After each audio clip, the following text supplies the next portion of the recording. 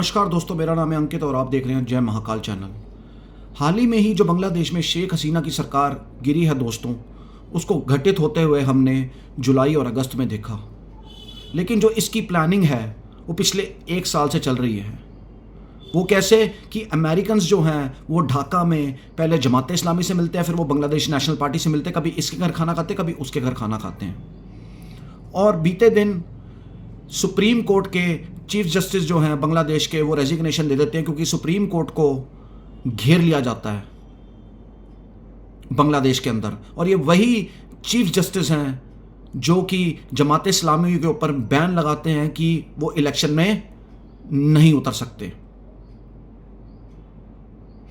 और उसके अलावा ये वही जमात इस्लामी कट्टर इस्लामिक पार्टी है जिसने पाकिस्तान के साथ, पाकिस्तान आर्मी के साथ मिलकर 30 लाख बंगाली लोगों को कत्ल और 10 लाख बंगाली औरतों का रेप किया था 1971 के अंदर। अब आप कहोगे अमेरिका का और शरिया का क्या लेना देना?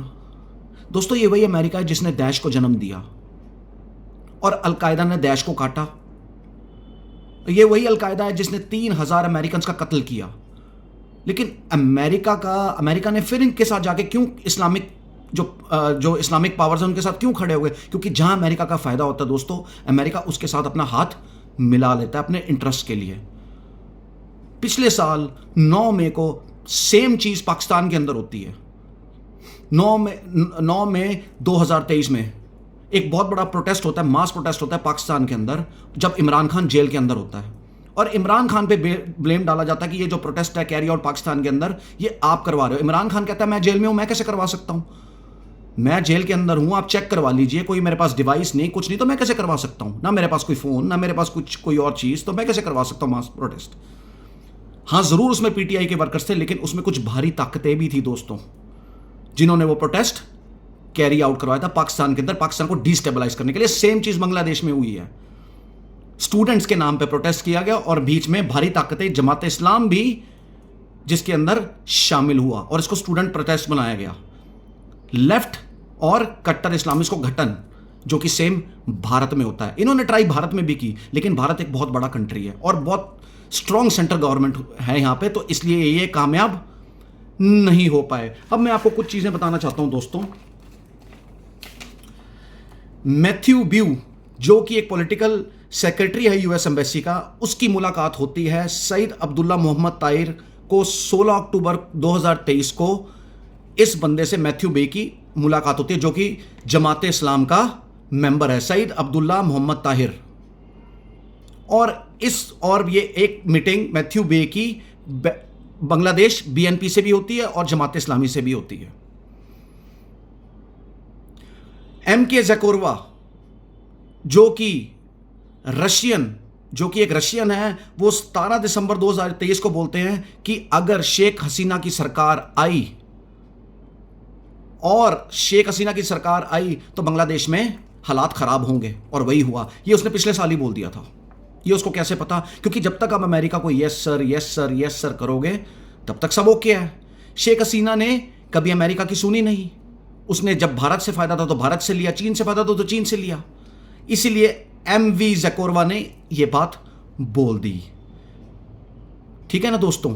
उसके बाद यूएस एम्बेसडर जो हैं पीटर मास को बता दिया था रशिया ने कि 23 नवंबर 2023 को ही रशिया ने बता दिया था कि कुछ ना कुछ ऐसा घटित होने वाला है। यह पिछले साल ही बता दिया था रशिया ने। और सेम कोशिश इसका भारत से कैसे लिंक है दोस्तों, मैं आपको बताता हूं। क्योंकि जब ट्रंप आया था यहां पे, शाहीन बाग में दंगे फसाद भरा पड़ा था, दंगे फसाद। अगले दिन जिस दिन ट्रंप गया, उस दिन सब कुछ बंद, सब साफ। मीडिया भी हैरान थी, कल तो इतना बंदा था, आज ट्रंप गया सब साफ।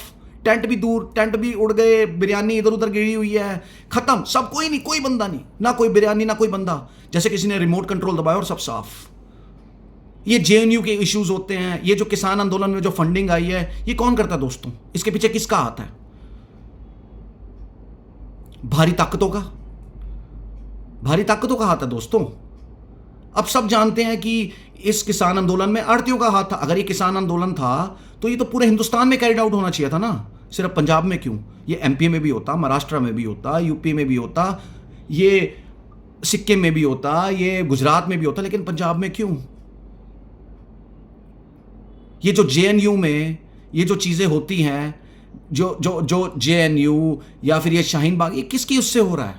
ये बाहरी ताकतों की उससे। लेकिन ये बार बार असफल क्यों होते हैं भारत को डिस्टेबलाइज करने का? क्योंकि भारत एक बहुत बड़ा मुल्क है और 140 करोड़ की आबादी है, ठीक है दोस्तों, जिस वजह से बार बार फेल हो जाते हैं। तो दोस्तों मुझे यही बताना था कि जो बांग्लादेश के अंदर जो भी चीज़ें घटित हो रही है, इसमें अमेरिका की पूरी और भारी ताकतों की पूरी साजिश है।